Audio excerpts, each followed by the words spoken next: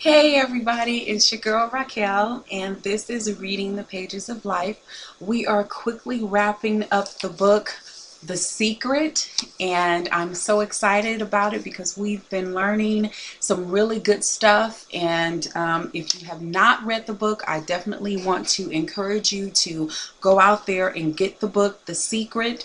It's an awesome read, and if you really hear what the book is saying, it can really change your life. And so I want to encourage you to do that.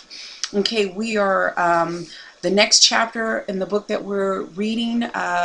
Let's see, this one is The Secret to the World. Okay, and Lisa Nichols opened up this chapter. She says, people have a tendency to look at the things that they want and say, yes, I like that. Yes, I want that.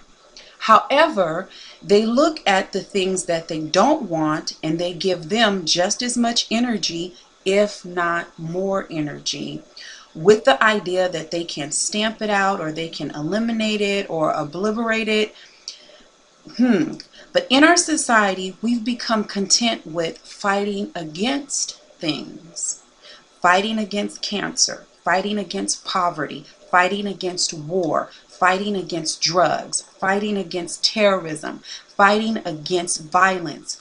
So we tend to fight everything we don't want, which actually creates more of the fight and brings more of those things that we're fighting against to us. Why? Because we are focusing on fighting against it. Wow. Hale Dwoskin, he's the teacher and the author of the Sedona Method. He says, anything we focus on, we do create. And that's what all of the authors have been saying in this book. Anything we focus on, we create. So if we're really angry, for instance, at a war that's going on, or strife, or suffering, we're adding our energy to it. We're pushing ourselves, and that only creates resistance. So what you resist persists, says Carl Tung. Wow. Huh. Now, Bob Doyle says the reason that what you resist persists is because if you're resisting something, you're saying, no, I don't want this thing because it makes me feel this way. This way I'm feeling right now. So you're putting out a really strong emotion of it. I really don't like this thing. And then it comes racing towards you. You're putting it out and you're focusing on it. And so you're sending that into the atmosphere. And guess what? The atmosphere is your mirror. It's projecting back what you are putting out, what you are showing it.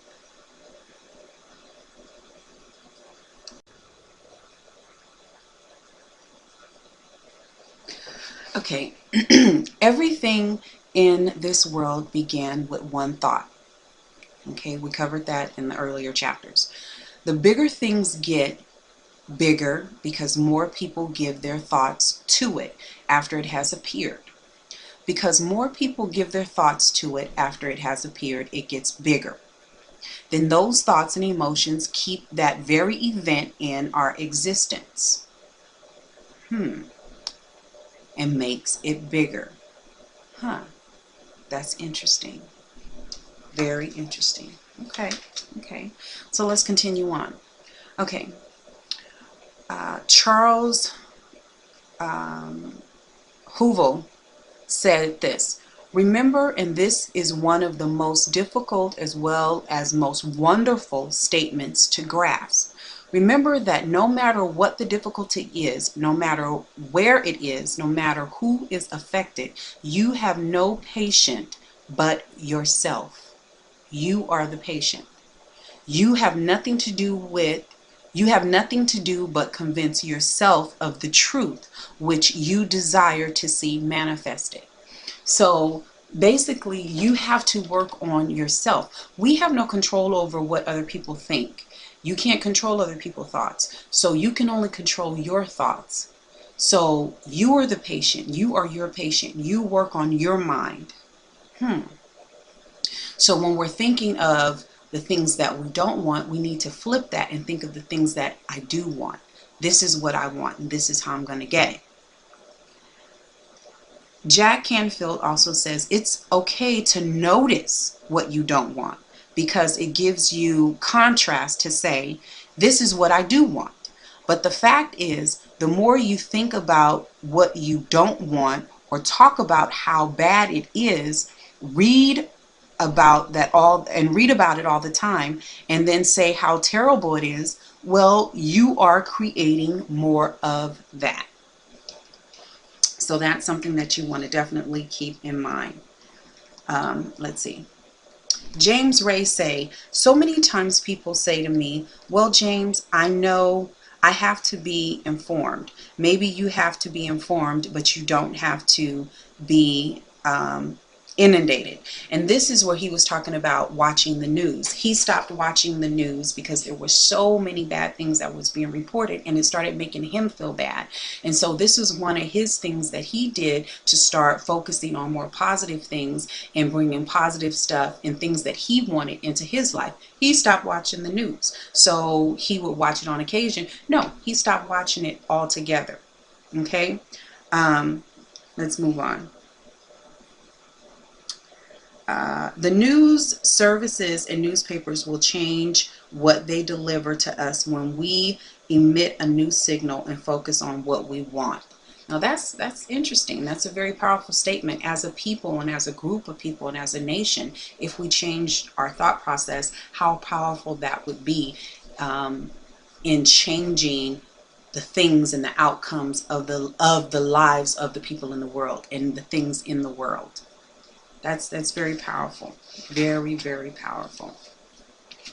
Okay. Michael Bernard Beckwith said this, and this was something that was very interesting to me also. What's beautiful about the teaching of The Secret is that there's more than enough to go around for everyone. There is a lie that acts like a virus within the mind of humanity. And that lie is, there's not enough good to go around. There's lack and there's limitation and there's just not enough. And that lie has people living in fear, greed, stinginess, and selfishness. And those thoughts of fear, greed, stinginess, and selfishness and lack became their experience. So the world has taken a nightmare pill. Wow. The truth is, he says, the truth is that there is more than enough good to go around. There's more than enough to create ideas. There's more than enough power. There's more than enough love. There's more than enough joy. There's more than enough money. All of this begins to come through a mind that is aware of its own infinite nature and power.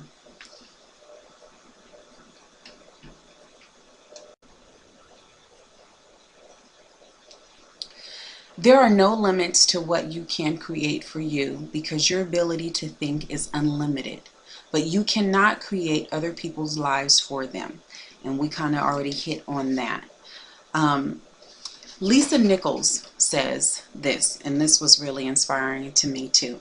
She says, everything that you want, all the joy, love, abundance, prosperity, bliss, it's there, ready for you to grab hold of it.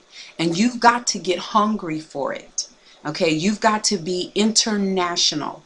And when you become international and on fire for what you want, the universe will deliver every single thing that you've been wanting.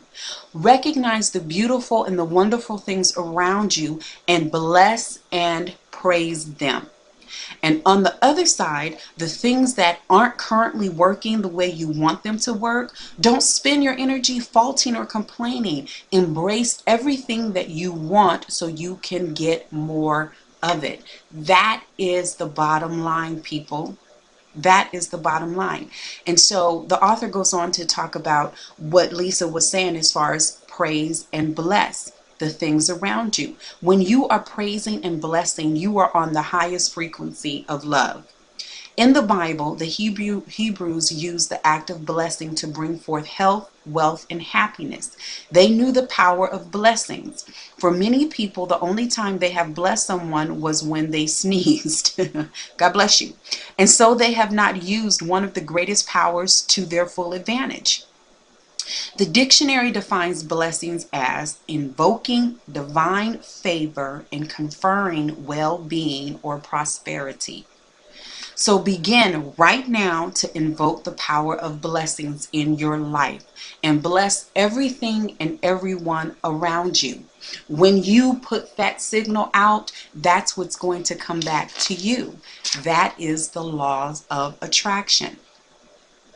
Dr. Dennis Watley says most of the leaders in the past missed the great part of the secret, which is to empower and share with others.